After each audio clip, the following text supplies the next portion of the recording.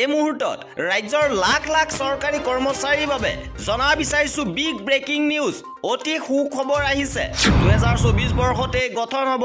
অষ্টম দৰমহা আয়োগ কৰ্মচাৰীৰ দৰমহা দুগুণ বৃদ্ধি পাব গুৰুত্বপূৰ্ণ খবৰ আহিছে কি আছে সবিশেষ আপোনালোকক জনাই দিব বিচাৰিছো ভিডিওটো প্ৰথমৰ পৰা শেষলৈকে চাই থাকিব চৰকাৰী কৰ্মচাৰীৰ বাবে সপ্তম দৰমহা আয়োগৰ অধীনত ইতিমধ্যে চৰকাৰে 4% দিয়ে বৃদ্ধি কৰিছে আৰু বৰ্তমান 46% দিয়ে লাভ কৰি আছে আৰু ইয়াৰ পিছতে দেশৰ সকলো চৰকাৰী কৰ্মচাৰীৰ বাবে অষ্টম দৰমহা আয়োগ গঠনৰ বাবে গুৰুত্বপূৰ্ণ খবৰ আহিছে কৰ্মচাৰীসকলে অষ্টম দৰমহা আয়োগ গঠনৰ বাবে অপেক্ষাৰত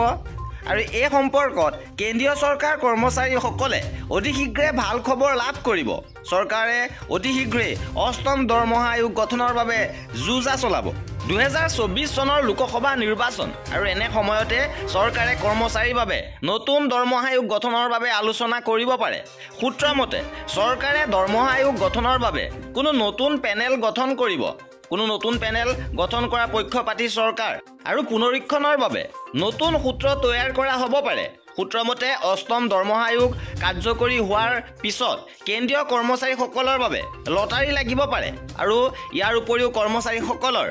ফিটমেন্ট ফেক্টৰ প্ৰায় 3.68 গুণ পৰ্যন্ত বৃদ্ধি পাব আৰু কৰ্মচাৰীসকলৰ